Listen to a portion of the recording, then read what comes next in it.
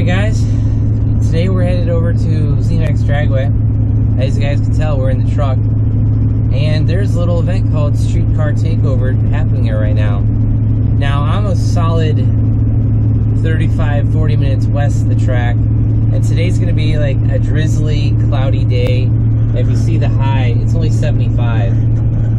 It's been like 100 something for the last, 2 or 3 weeks. So it's been real hot June into July this summer already. But so with this cool day, hopefully we'll see some good track times, with low DA and all that good stuff. Now, like I mentioned, it is drizzling here.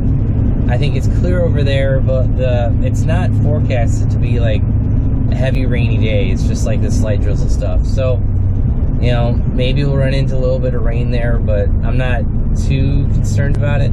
But anyway, so let's head over to Street Car Takeover and pick this up from there.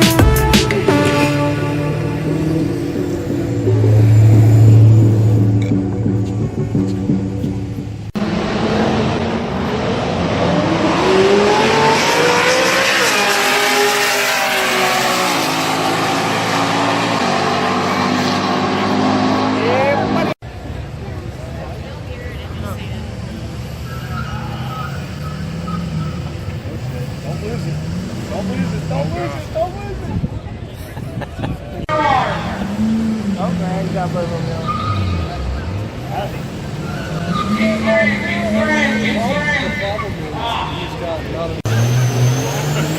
an elbow on it.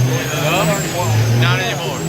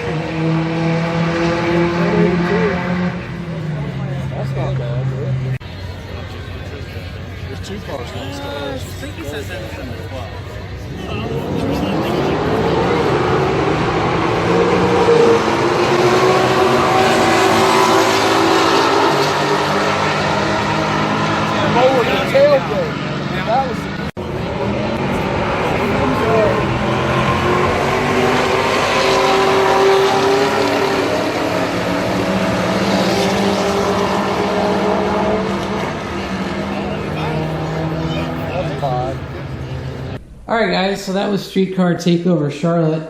It was overall a very good event.